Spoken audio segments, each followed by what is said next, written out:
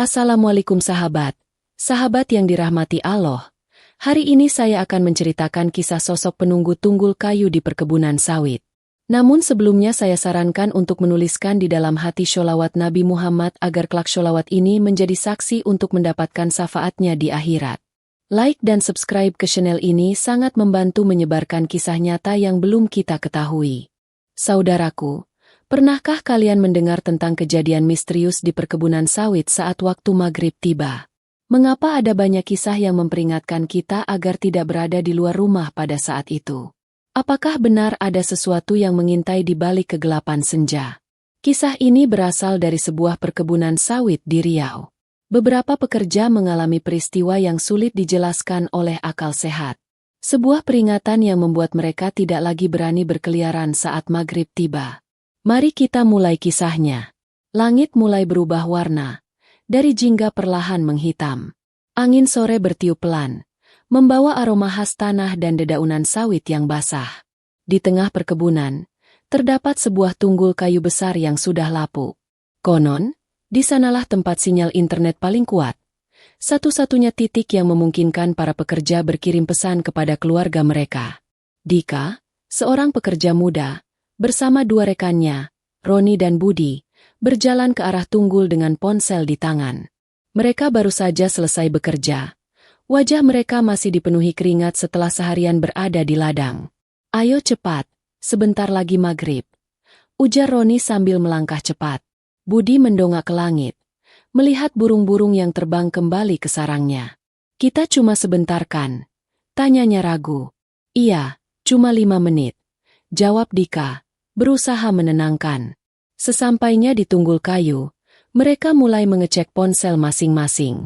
Seperti biasa, sinyal di tempat lain sangat lemah, tetapi di titik ini, jaringan tiba-tiba menjadi stabil. "Kenapa ya? Sinyal cuma kuat di sini," gumam Roni sambil mengetik pesan untuk istrinya. Budi mengangkat bahu.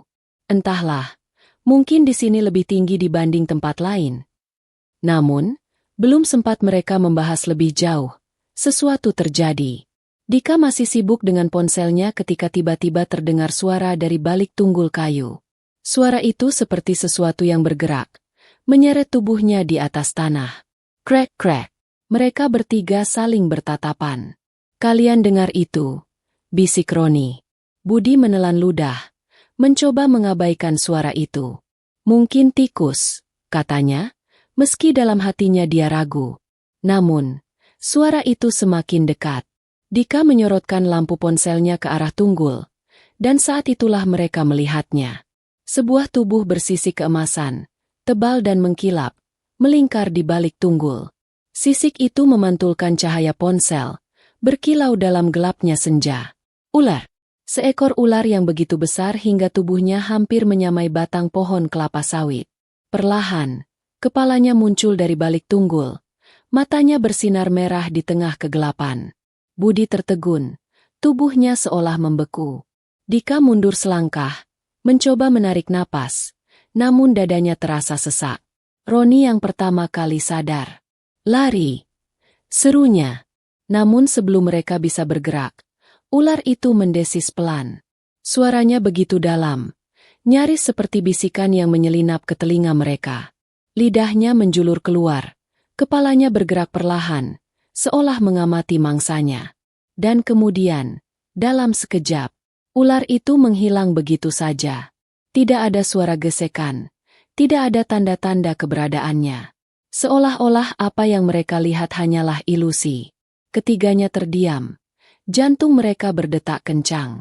"Astagfirullah," gumam Dika. Budi menatap tanah, berharap melihat jejaknya, tetapi tidak ada yang tersisa. Tidak ada bekas gerakan di tanah. Tidak ada jejak sisik yang seharusnya meninggalkan bekas. Roni menggigit bibirnya, menoleh ke kanan dan kiri. "Kita harus pergi dari sini," katanya dengan suara gemetar. Tanpa berpikir panjang, mereka berlari secepat mungkin kembali ke barak, meninggalkan tunggul kayu dan apapun yang bersembunyi di sana. Malam itu, tidak ada yang bisa tidur dengan tenang. Malam di perkebunan sawit terasa lebih sunyi dari biasanya. Angin berhembus pelan, menggoyangkan pelepas sawit yang tinggi menjulang. Di dalam bara kayu yang sederhana, Dika, Budi, dan Roni duduk berdempetan di atas kasur tipis mereka. Tidak ada satupun dari mereka yang berani berbicara sejak kembali dari Tunggul Kayu. Namun keheningan itu akhirnya pecah ketika seorang pria parubaya masuk ke dalam barak. Namanya Pak Hasan, salah satu pekerja senior yang sudah puluhan tahun tinggal di perkebunan itu. Dia memperhatikan wajah pucat mereka bertiga dan menghela napas panjang. "Ada apa dengan kalian? Wajah kalian seperti habis melihat hantu," tanyanya dengan suara berat. Dika dan Roni saling berpandangan, ragu apakah mereka harus menceritakan kejadian tadi. Tapi Budi, yang sejak tadi diam, akhirnya berbicara. "Kami melihat sesuatu, Pak," katanya pelan. Pak Hasan mengangkat alis. "Apa yang kalian lihat?" Roni menelan ludah. "Ular, Pak. Ular besar sekali, matanya merah, tubuhnya seukuran batang pohon." Pak Hasan menatap mereka dengan pandangan serius. Sejenak ia terdiam, lalu ia menghela napas panjang. "Kalian melihatnya di mana?" tanyanya. "Di Tunggul Kayu, Pak," jawab Dika. Pak Hasan menutup matanya sejenak, seolah sedang berpikir keras. Ketika ia membuka mata kembali, ekspresinya lebih serius dari sebelumnya. "Kalian beruntung masih hidup," katanya lirih. Jantung mereka bertiga berdegup semakin kencang. "Maksud Bapak?" tanya Budi, suaranya bergetar. Pak Hasan menatap mereka dalam-dalam sebelum akhirnya berkata, "Kalian telah melihat sesuatu yang seharusnya tidak boleh kalian lihat." Ruangan terasa semakin dingin.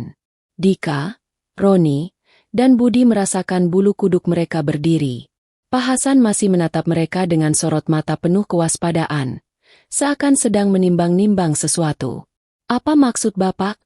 tanya Dika, suaranya lirih.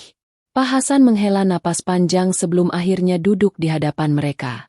"Kalian tahu kenapa tidak ada satupun pekerja yang berani mendekati Tunggul Kayu itu saat maghrib?" Roni menggeleng, begitu juga dengan Budi dan Dika. Pak Hasan mendekat, suaranya sedikit berbisik. "Karena di sanalah tempat penghuni lama perkebunan ini." Ketiganya menelan ludah bersamaan. "Kalian mengira yang kalian lihat tadi hanya ular biasa?" lanjut Pak Hasan. "Tidak, itu bukan ular sembarangan. Itu penjaga tempat ini. Ada yang menyebutnya sebagai sero kuning, ada juga yang percaya itu adalah penunggu dari zaman dahulu." Dika merasakan keringat dingin mengalir di tengkuknya. "Tapi Pak, dia tiba-tiba menghilang begitu saja," ujarnya, berusaha mencari logika dalam kejadian tadi. Pak Hasan mengangguk. "Itulah kenapa kalian tidak boleh di luar saat maghrib.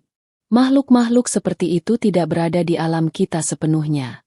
Kadang mereka terlihat, kadang tidak. Jika kalian terlalu lama di sana, mungkin kalian bukan hanya melihatnya, tapi juga diambil olehnya." Budi tersentak. "Diambil?" Pak Hasan menatap mereka dengan serius. "Beberapa tahun lalu, ada pekerja baru seperti kalian yang penasaran dan pergi ke Tunggul itu saat maghrib. Sejak malam itu, dia menghilang. Kami mencarinya berhari-hari, tapi yang kami temukan hanyalah pakaiannya di dekat Tunggul, tanpa jejak tubuhnya." Ketiga pemuda itu merasakan tubuh mereka semakin kaku. "Jadi," suara Roni terdengar gemetar. "Apa yang harus kami lakukan, Pak?" Pak Hasan menatap mereka dalam-dalam. "Pastikan kalian tidak pernah lagi berada di sana saat maghrib. Dan malam ini, sebelum tidur, bacalah ayat-ayat suci. Karena setelah melihatnya, kalian mungkin sudah menjadi bagian dari perhatiannya." Malam semakin larut, namun tak satu pun dari mereka bisa memejamkan mata. Suara jangkrik yang biasanya menemani malam terasa berbeda kali ini. Seakan ada sesuatu yang mengintai, bersembunyi dalam kegelapan di luar barak. Dika berbaring dengan mata terbuka, memandangi atap kayu barak yang gelap. Kata-kata Pak Hasan terus terngiang di kepalanya. "Mungkin kalian sudah menjadi bagian dari perhatiannya." Entah mengapa, kalimat itu membuatnya tidak bisa tenang. Di ranjang sebelah, Budi menggumamkan doa dengan suara pelan, sedangkan Roni terus mengenggam tasbih kecil di tangannya. Mereka semua takut. Kemudian, Angin malam bertiup semakin kencang. Tirai tipis di jendela berayun pelan. Lalu, brak, tiba-tiba, sesuatu menghantam dinding barak dari luar. Dika tersentak bangun. Roni dan Budi pun terlonjak, saling berpandangan dengan mata melebar. "Apa itu?" bisik Budi. Suaranya hampir tidak terdengar. Roni menggigit bibirnya. "Angin mungkin." Tapi suaranya sendiri terdengar ragu. Pak Hasan, yang tidur di sisi lain barak, juga terbangun. Ia menoleh ke arah mereka bertiga, lalu bangkit perlahan. Dengan langkah hati-hati, ia menuju ke jendela kecil dan mengintip keluar. Hening. Beberapa detik berlalu tanpa suara. Namun kemudian, Pak Hasan menarik napas tajam dan langsung menutup tirai dengan cepat. "Kalian jangan bersuara," katanya tegas namun pelan. Dika menelan ludah. "Pak, ada apa di luar?" Pak Hasan tidak langsung menjawab. Ia menoleh ke arah pintu barak, lalu kembali menatap mereka bertiga. "Duduk di tempat kalian, jangan melihat keluar, dan jangan berbicara lagi," bisiknya tajam. Suasana dalam barak semakin tegang. Tidak ada yang berani bersuara. Bahkan untuk sekadar menarik napas panjang pun terasa berat. Dari luar, terdengar suara sesuatu yang merayap di atas tanah. Bunyinya panjang, seperti sesuatu yang berat sedang bergerak perlahan. SSSTTT. SSSTTT. Suara itu semakin dekat. Roni menutup matanya erat-erat. Budi memeluk lututnya sendiri, dan Dika merasakan keringat dingin membasahi lehernya. Kemudian, sesuatu berhenti tepat di depan pintu barak, dan mulai mengetuk pelan. Tok tok tok. Tok tok tok. Suara ketukan di pintu terdengar pelan, namun cukup untuk membuat dada mereka terasa sesak. Tidak ada yang bergerak. Tidak ada yang berani bersuara. Pak Hasan menatap pintu dengan wajah tegang. Jemarinya mengepal erat. Ia mengisyaratkan kepada mereka bertiga untuk tetap diam. Namun, ketukan itu terdengar lagi. Tok tok tok. Lalu, sesuatu mulai bergerak di sekitar barak. Dika mendengar suara desisan halus yang membuat bulu kuduknya berdiri. Roni merasakan getaran samar di lantai kayu di bawahnya, seolah sesuatu yang sangat besar sedang bergerak di luar. Budi menutup matanya, menggumamkan doa dengan bibir bergetar. Suara berdesir itu makin jelas. SSSTTT. SSSTTT. Dika mencengkeram lengan baju Roni, menahan napasnya. Ia bisa merasakan sesuatu merayap di balik dinding barak, mengelilinginya perlahan. Lalu, tiba-tiba, ceklek, engsel pintu kayu tua itu berbunyi, seakan sesuatu di luar sedang mencoba membukanya. Pak Hasan buru-buru berdiri, mengambil sesuatu dari atas rak kayu di dekat tempat tidurnya. Sebuah pisau panjang dengan ukiran tua di gagangnya. Dengan langkah hati-hati, ia berjalan mendekati pintu.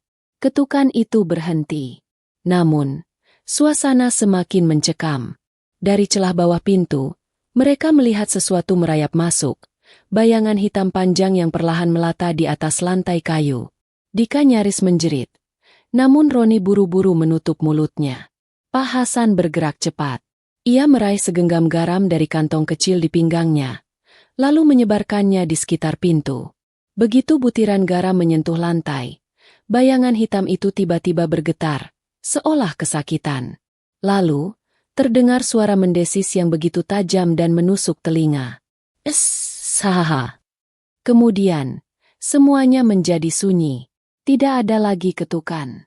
Tidak ada lagi suara yang merayap. Pak Hasan tetap berdiri waspada selama beberapa menit sebelum akhirnya berbalik menatap mereka bertiga. "Kalian harus segera pergi dari perkebunan ini," katanya pelan namun penuh tekanan. Ketiganya terdiam, saling berpandangan dengan wajah penuh ketakutan. "Kenapa, Pak?" tanya Budi akhirnya. Pak Hasan menghela napas panjang. "Kalian sudah dilihat oleh penghuni tempat ini. Itu berarti dia akan terus mencari kalian." Malam semakin larut, tapi ketegangan belum juga surut. Angin dingin merayap masuk melalui celah-celah kayu barak, membawa serta aroma lembab tanah dan daun kering. Dika, Roni, dan Budi masih terduduk di sudut ruangan dengan tubuh gemetar.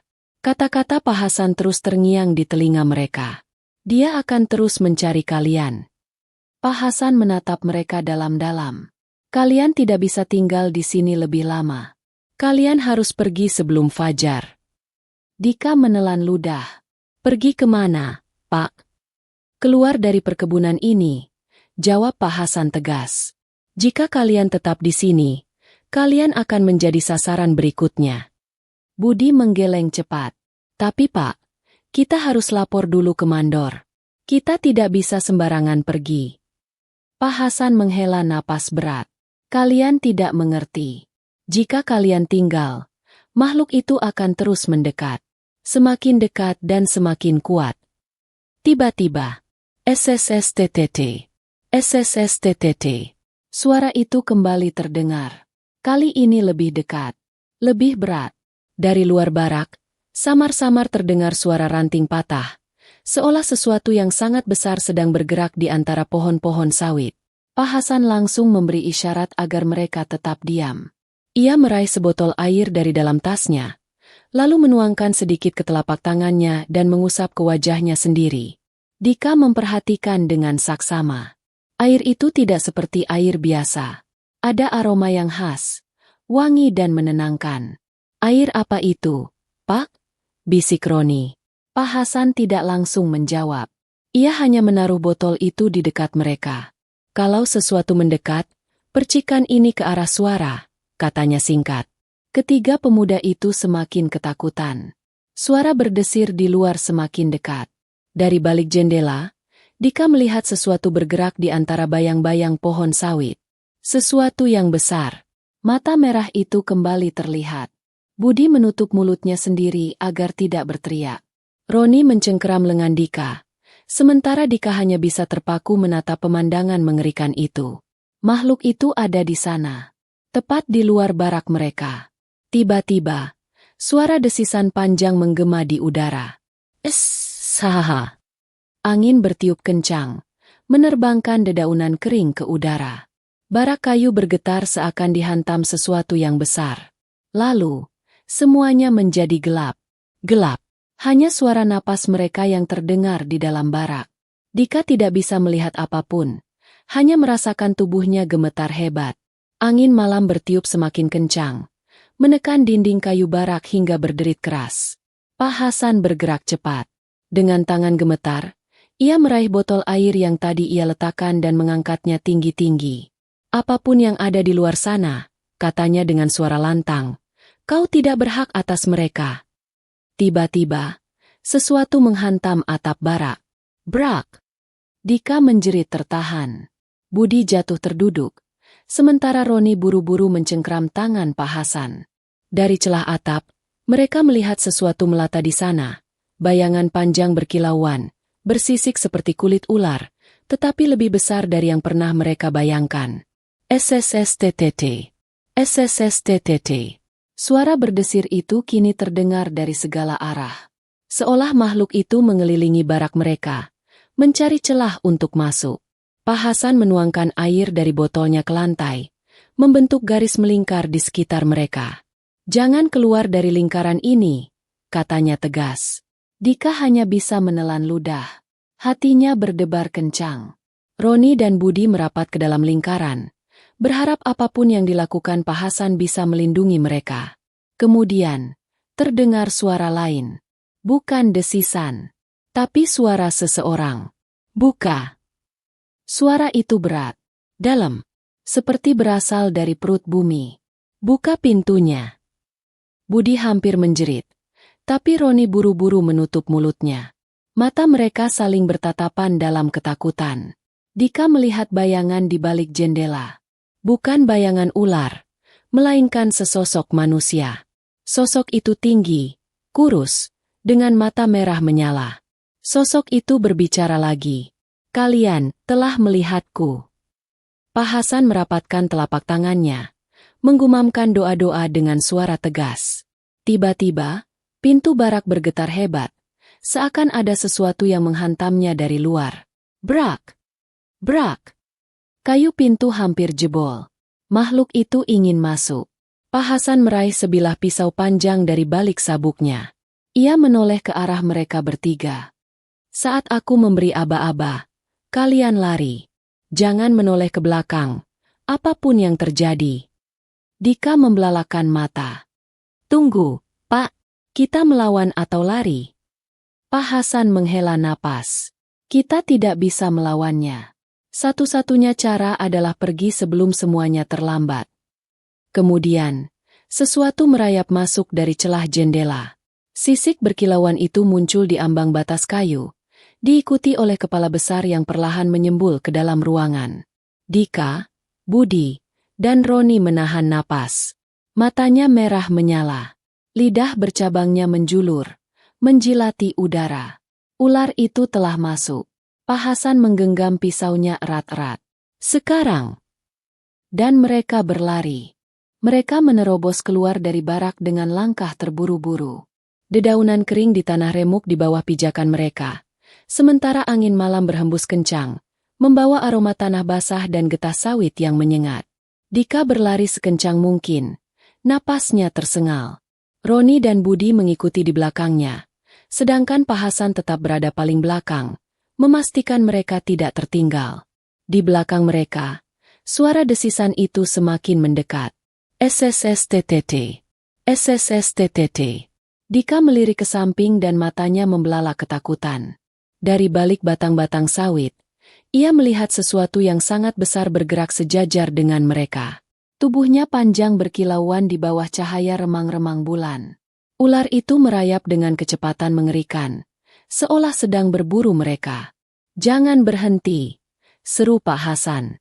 Tapi tiba-tiba, Budi tersandung akar pohon dan jatuh terjerembab ke tanah. "Aduh!" Roni spontan berhenti dan berusaha menolongnya. Tetapi sebelum sempat menarik tangan Budi, sesuatu bergerak cepat dari balik pohon. Dika melihatnya dengan jelas. Ular itu mengangkat kepalanya tinggi-tinggi. Mulutnya terbuka lebar, mengeluarkan suara mendesis tajam yang membuat darah mereka terasa membeku. Lidah bercabangnya menjulur keluar, merasakan udara. Pak Hasan bergerak cepat. Ia mencabut sesuatu dari dalam saku bajunya, segenggam garam, dan melemparkannya ke arah ular itu. Seketika, makhluk itu mengeluarkan suara melengking. Hahaha. Tubuhnya bergetar hebat. Kepalanya terangkat ke belakang seolah menahan rasa sakit. Mata merahnya menatap mereka dengan kebencian yang begitu nyata. "Bangun! Cepat lari!" Pak Hasan menarik Budi dan mendorongnya ke depan. Mereka kembali berlari, tetapi ular itu tidak menyerah. Makhluk itu bergerak melingkar, berusaha memotong jalan mereka. Tubuhnya yang besar membelah semak-semak sawit dengan mudah. Dika tahu mereka tidak akan bisa terus berlari selamanya. Mereka harus menemukan tempat yang aman. "Lewat situ." Roni menunjuk sebuah gubuk tua di tengah perkebunan. Tanpa pikir panjang, mereka berlari ke sana. Pak Hasan adalah orang terakhir yang masuk sebelum ia membanting pintu kayu rapuh itu dan menyandarkannya dengan tubuhnya. Brak! Dari luar, ular itu menghantam dinding gubuk dengan keras. Seluruh bangunan bergetar. Dika menekan punggungnya ke dinding, mencoba mengatur napasnya yang tersengal. Budi terduduk di tanah dengan wajah pucat, sementara Roni bersandar di dekat jendela, mengintip keluar dengan mata penuh ketakutan. Pak Hasan menggenggam pisaunya erat-erat. "Kita tidak bisa tinggal di sini lama." Dari luar, ular itu masih mengitari gubuk. SSSTTT. SSSTTT. Kemudian, terdengar sesuatu yang lebih mengerikan. Sebuah suara. Bukan suara ular. Bukan suara binatang. Tapi suara manusia.